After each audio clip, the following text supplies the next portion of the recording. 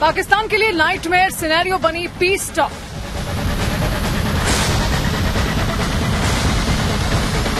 कूटनीतिक अगुवाई पाकिस्तान के काम नहीं आई। अमेरिका ईरान को राजी करने में नाकाम रहा पाकिस्तान।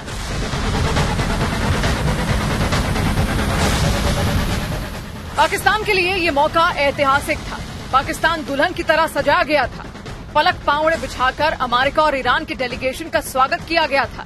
ये सब कुछ इसलिए किया गया था क्योंकि कथित तौर पर दुनिया के सामने वो ईरान और अमेरिका के बीच जारी तनाव को कम करने में अपनी भूमिका अदा कर रहा था। Pakistan has been and will continue to play its role to facilitate engagement and dialogue between the Islamic Republic of Iran and the United States of America in the days to come. लेकिन यहाँ भी पाकिस्तान की भूमिका पर सवाल खड़े हो गए। न कोई डील हुई, न कोई समझौता हुआ। ईरान अपने रुख पर अड़ा रहा, अमेरिका अपनी शर्तों पर। नतीजा ये हुआ कि बातचीत फेल हो गई। अमेरिकी उपराष्ट्रपति जेडी वैंस इस्लामाबाद से खाली हाथ लौट गए। साथ ही ये भी बता गए कि ईरान झुकने को तैयार नहीं है। कहा जा रहा था कि जी कोशिश की जा रही है कि बातचीत हो जाए, जबकि आने से पहले ही दोनों ही कंट्रीज एक दूसरे के लिए जो उन्होंने पॉइंट्स दिए थे वो रिजेक्ट कर चुके थे। उसके बाद भी इस टॉक को करवाया गया और जाहिर है कि जिस तरह की कंडीशंस या जो पॉइंट्स अमेरिका ईरान को दे रहा है वो ईरान कभी भी नहीं मानेगा। ईरान क्यों मानेगा कि वो अपने मिसाइल्स की रेंज कम कर दे या वो अपने न्यूक्लियर वेपन्स की तरफ ना जाए। इस किस्म की जो शर्तें लगाई गई है अमेरिका की तरफ से वो ईरान पहले भी नहीं मान रहा था और इसीलिए वो सैंक्शंस भी झेल रहा है। अब यहीं से पाकिस्तान के लिए असली समस्या शुरू होती है, क्योंकि बातचीत की टेबल पर पाकिस्तान की मेजबानी में बात न बनना न सिर्फ पाकिस्तान के लिए कूटनीतिक नाकामी साबित हो सकती है, बल्कि ये पाकिस्तान के अस्तित्व के लिए भी खतरा बन सकती है। क्योंकि एक तरफ अमेरिका है जिससे पाकिस्तान को आर्थिक मदद और सुरक्षा संबंध चाहिए, दूसरी तरफ ईरान है जो पाकिस्तान का पड़ोसी है। इन दोनों के बीच तनाव बढ़ने के साफ मायने हैं। पाकिस्तान एक साथ दो दबावों में फंस जाता है, अमेरिका की रणनीतिक उम्मीदें और ईरान की सीधी भौगोलिक चुनौती। अगर अमेरिका सैन्य विकल्प अपनाता है तो पाकिस्तान से एयरबेस और लॉजिस्टिक सपोर्ट की मांग हो सकती है। ऐसी स्थिति में पाकिस्तान की किसी भी सहमति का मतलब होगा सीधे ईरान के निशाने पर आना। ईरान पहले ही चेतावनी दे चुका है कि जो देश अमेरिका को अपनी जमीन देंगे वो उस देश पर जवाबी कार्रवाई झेलेगा।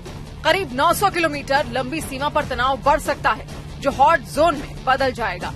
आतंकी गुट इस स्थिति का फायदा उठाकर हमले तेज कर सकते हैं। सीमावर्ती इलाकों में एक्टिव जैश उल अदल जैसे गुट इस अराजकता का फायदा उठाकर पाकिस्तान और ईरान दोनों के खिलाफ हमले तेज कर सकते हैं। पाकिस्तान में दुनिया की दूसरी सबसे बड़ी शिया आबादी रहती है। ईरान के खिलाफ किसी भी सैन्य सहयोग से पाकिस्तान के भीतर गंभीर सांप्रदायिक दंगे और गृह युद्ध जैसी स्थिति पैदा हो सकती है। इन्हीं हालात से बचने के लिए बिचौलिए पाकिस्तान ने भव्य तैयारियां की थी। सूटेड बूटेड सेना प्रमुख और पीएम शहबाज शरीफ ने अमेरिका और ईरान की खिदमत में कोई कसर नहीं छोड़ी, लेकिन पाकिस्तान की मौजूदगी को न सिर्फ शून्य समझा गया बल्कि पाकिस्तान की इस पूरी कवायद को एक शो पीस डिप्लोमेसी के तौर पर देखा गया। अमेरिका और ईरान दोनों ने अपने अपने हितों को प्राथमिकता दी और पाकिस्तान सिर्फ एक मेजबान बनकर रह गया। इस नाकामी ने यह भी साफ कर दिया कि वैश्विक ताकतों के बीच पाकिस्तान की साख कितनी सीमित है, क्योंकि इस पूरे घटनाक्रम ने पाकिस्तान को एक मजबूत बिचौलिया नहीं बल्कि एक बार फिर कमजोर कड़ी के रूप में दुनिया के सामने बेनकाब कर दिया।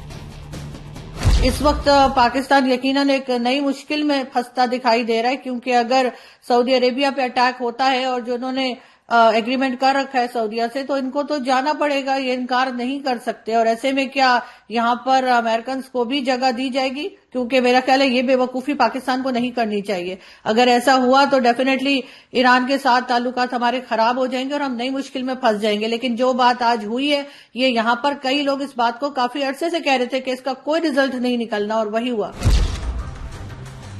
इन हालात के बीच सबसे बड़ी चुनौती पाकिस्तान के सेना प्रमुख आसिम मुनीर और पीएम शहबाज शरीफ के सामने है। पाकिस्तान अब एक ऐसे मोड़ पर आ गया है जहां हर फैसला जोखिम से भरा है। एक तरफ ईरान से टकराव का खतरा, दूसरी तरफ अमेरिका को नाराज करने की कीमत।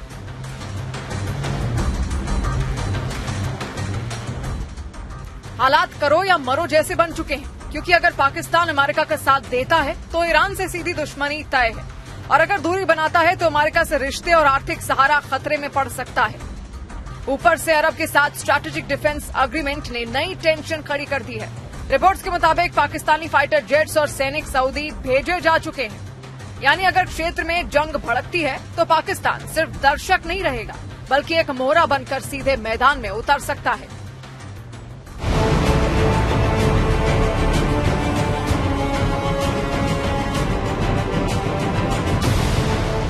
इजराइल के बेन गुरियन एयरपोर्ट पर विशाल अमेरिकी वॉर प्लेन का जमावड़ा लग रहा है।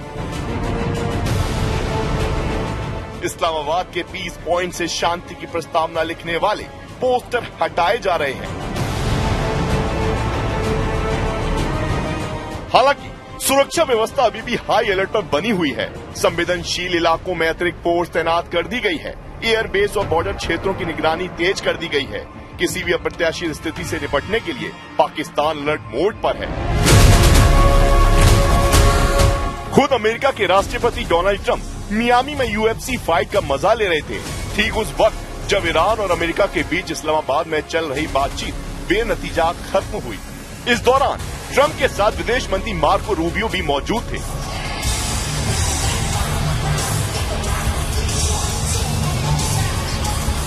ये सब कुछ किसी इत्तेफाक का हिस्सा मत समझिए। ये ईरान में उस परमाणु कार्यक्रम का असर है जिसे लेकर अमेरिका और इजरायल लगातार सख्त रुख अपनाए हुए हैं। ईरान बार बार साफ कर चुका है कि वो अपने न्यूक्लियर प्रोग्राम से पीछे हटने वाला नहीं है और यही जिद टकराव को और खतरनाक बना रही है। The fact is that we need to see an affirmative commitment that they will not seek a nuclear weapon and they will not seek the tools that would enable them to quickly achieve a nuclear weapon. That is the core goal of the President of the United States, and that's what we've tried to achieve through these negotiations. Again, their nuclear program, such as it is, the enrichment facilities that they had before, they've been destroyed. इसी बीच Israel के Ben Gurion airport पर अमेरिकी war planes की मौजूदगी संकेत दे रही है कि हालात सिर्फ बातचीत तक सीमित नहीं है। कूटनीति के दरवाजे बंद होते दिख रहे हैं और सैन्य विकल्प धीरे धीरे हकीकत बनते जा रहे हैं। यानी आने वाले दिनों में ये टकराव सिर्फ बयानबाजी नहीं बल्कि एक बड़े संघर्ष का रूप ले सकता है, क्योंकि ईरान वहां अड़ा है जहां खतरा बड़ा है। रिपोर्ट्स के मुताबिक अमेरिका और इजरायल दोनों ही देश इस बात का दावा कर रहे हैं कि 40 दिनों की जंग में ईरान के न्यूक्लियर ठिकानों को तबाह कर दिया गया है, लेकिन जमीनी हकीकत इन दावों से कहीं ज्यादा जटिल नजर आ रही है। ईरान का न्यूक्लियर नेटवर्क पूरी तरह खत्म नहीं हुआ, बल्कि कई हिस्से अब भी अंडरग्राउंड और छिपे हुए माने जा रहे हैं। IAEA यानी इंटरनेशनल एटॉमिक एनर्जी एजेंसी को भी कई संवेदनशील साइट तक पूरा सक्सेस नहीं मिला है, जिससे असली स्थिति पर सस्पेंस बना हुआ है। यानी एक तरफ अमेरिका और इजरायल जीत का दावा कर रहे हैं तो दूसरी तरफ ईरान अपने प्रोग्राम के जारी रहने की बात कह रहा है। एक अनुमान के मुताबिक ईरान के पास अभी भी इतना यूरेनियम मौजूद है जिससे 10 परमाणु बम बनाए जा सकते हैं। यही वो सच है जो इस पूरे टकराव को और ज्यादा खतरनाक बना देता है। ईरान के पास मौजूद यूरेनियम और अधूरी निगरानी दुनिया के लिए सबसे बड़ी चिंता बन चुकी है। अमेरिका और इजरायल इसे खत्म करने की बात कर रहे हैं, लेकिन ईरान इसे अपना अधिकार बताकर पीछे हटने को तैयार नहीं है।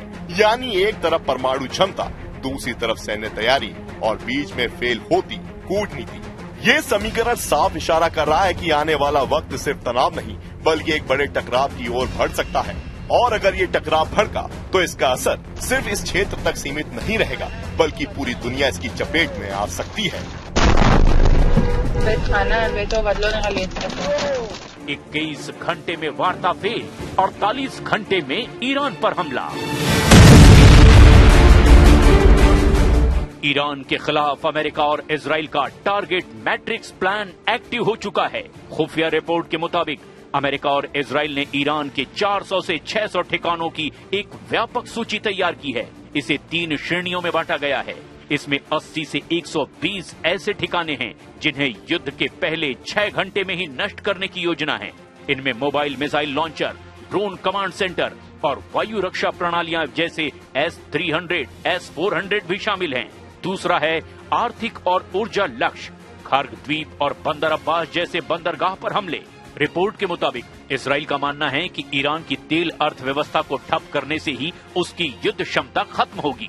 नतांज और फोर्डो जैसे भूमिगत ठिकाने। हालांकि ये बहुत गहरे हैं, लेकिन इजराइल बंकर बस्टर बमों के साथ कम से कम 15 से 20 प्रमुख परमाणु केंद्रों पर हमले की फिराक में है। इधर दूसरी तरफ ईरानी खुफिया विंग कुद्स फोर्स की रिपोर्ट के संकेत मिलते हैं कि वो केवल बचाव ही नहीं करेंगे बल्कि हमला भी करेंगे। हॉर्मुज में ईरान ने पानी के भीतर चलने वाले आत्मघाती ड्रोन तैनात किए हुए हैं। यदि ईरान की धरती पर हमला होता है तो लेबनान, सीरिया और इराक से एक साथ 1,500 से 2,000 मिसाइलें इजराइल की ओर दागने की खुफिया सूचना है। वहीं दूसरी तरफ ईरान ने और ज्यादा खूंखार हमले को लेकर के तैयारी पूरी कर ली है। रूस की S-400 और वर्बा मिसाइलें तैयार। रूस ने ईरान को S-400 एयर डिफेंस के महत्वपूर्ण घटक और 9K-333 वर्बा यानी कि बेहद आधुनिक कंधे पर रखकर चलाई जाने वाली मिसाइलें दी है। ये मिसाइलें कम ऊंचाई पर उड़ने वाले अमेरिकी हेलीकॉप्टरों और ड्रोन्स के लिए काल साबित हो सकती हैं। चीन की CM-302 और बेइदोउ नेविगेशन। चीन ने अपनी CM-302 एंटीशिप सुपरसोनिक मिसाइलें ईरान को दे दी है। सबसे बड़ी खबर ये है कि ईरान अब अमेरिकी GPS की बजाय चीन के बेइदोउ सैटेलाइट नेविगेशन का इस्तेमाल कर रहा है, जिसे जाम करना अमेरिका के लिए लगभग असंभव है। रूसी सैटेलाइट डेटा अप्रैल 2026 के ताजा इनपुट्स बताते हैं कि रूसी सैटेलाइट्स ने इजराइल के 55 ऊर्जा ठिकानों और मिडिल ईस्ट में मौजूद 46 अमेरिकी सैन्य ठिकानों जैसे सऊदी अरब में प्रिंस सुल्तान एयरबेस की लाइव तस्वीरें और लोकेशन ईरान को दी हैं। ट्रंप ने न्यूयॉर्क पोस्ट को दिए इंटरव्यू में कहा कि वो अगले 24 घंटे में ये तय करेंगे कि इन हथियारों का बटन दबेगा या नहीं, जबकि कुछ रिपोर्ट्स में दावा किया गया कि अमेरिका ऑपरेशन सेंटिनल के तहत B-52 और F-35 तैनात कर चुका है। इसके दो मकसद हैं। पहला, हॉर्मुज को खुला रखना और ईरान की परमाणु क्षमता को 10 साल पीछे धकेलना। खुफिया रिपोर्ट इशारा कर रही हैं कि वास्तविक मिसाइल हमले से 1-2 घंटे पहले ही ईरान के पूरे बिजली ग्रिड और संचार तंत्र को ठप करने के लिए एक बड़ा साइबर हमला, ओलंपिक गेम्स जैसे का उन्नत संस्करण लॉन्च किया जा रहा है। खुफिया विश्लेषकों का मानना है कि खार्ग द्वीप पर हमला पूरी तरह विनाश की श्रेणी में हो सकता है, जिससे फारस की खाड़ी में तेल का रिसाव एक बड़ा पर्यावरणीय संकट भी पैदा कर देगा।